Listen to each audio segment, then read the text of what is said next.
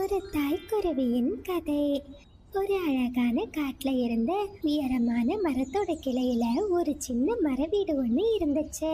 அந்த வீட்டுக்குள்ள மீனுக்குருவி தன்னோட 2 குழந்தைங்க கூட வாழ்ந்து வந்துச்சு. மீனுவோட பையன் குக்கு ரொம்பவும் பிடிவாத குணம் கொண்டவனா இருந்தான்.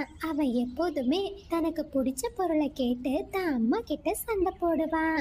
இப்படி ஒரு நாள் இரவு மீனுக்குருவி தானியங்களை எடுத்துக்கிட்டு தன்னோட வீட்டுக்கு வந்துச்சு. பசங்களா, இன்னைக்கு உணவு எடுத்துட்டு வர்றதுக்கு ரொம்ப நேரம் ஆகிடுச்சு. நீங்க ரொம்ப பசியா இருப்பீங்க. இந்தாங்க, இந்த தானியத்தை சாப்பிடுங்க. அம்மா, உங்ககிட்ட நான் இனிப்பான பழங்களை தானே எடுத்துட்டு வர சொன்னேன். எனக்கு இந்த காஞ்சி போன தானியம் வேண்டாம். மகனே குக்கு, அம்மா இன்னைக்கு நிறைய இடங்கள்ல பழங்களை தேடி பார்த்தேன். ஆனா எனக்கு எந்த பழங்களும் கிடைக்கல. நீ இன்னைக்கு இந்த தானியத்தை சாப்பிடு. நாளைக்கு அம்மா கண்டிப்பா உனக்கு இனிப்பான பழங்களை எடுத்துட்டு வரேன். வேண்டாம், நீங்க நேத்துக்கு இப்படியே தான் சொன்னீங்க. இனிப்பான பழங்கள் இல்லைன்னா நான் சாப்பிடவே மாட்டேன். டேய் குக்கு, நீ எதுக்காக இப்படி அடம் பிடிக்கிற? அம்மா கிட்ட எதிர்த்து பேசக்கூடாது. ஒழுங்கா இந்த தானியத்தை சாப்பிடு.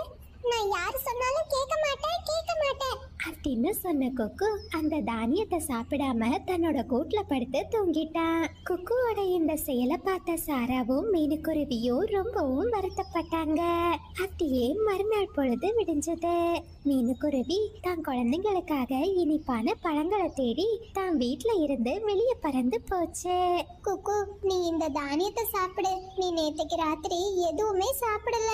அம்மா இனிப்பான பழங்களை கொண்டு வந்த அப்புறம் நான் அதை சாப்பிட்டுக்கிறேன். எனக்கு இந்த தானியம் வேண்டவே வேண்டாம். சரி குக்கு, நீ வா, நாம அம்மா கூடவே போய் அவங்க எப்படி இனிப்பான பழங்களை கண்டுபிடிக்கிறாங்கன்னு பார்க்கலாம். நமக்கு தேவைப்படுற நேரம் எல்லாம் நாம அப்படியே போய் இனிப்பான பழங்களை எடுத்துட்டு வரலாம். ஹை அக்கா, இந்த யோசனை ரொம்ப நல்லா இருக்கு அப்படின்னு பேசிக்கிட்டு 2 குழந்தைங்களும் மீனுக்குருவியை பின்தொடர்ந்து பறக்க ஆரம்பிச்சாங்க.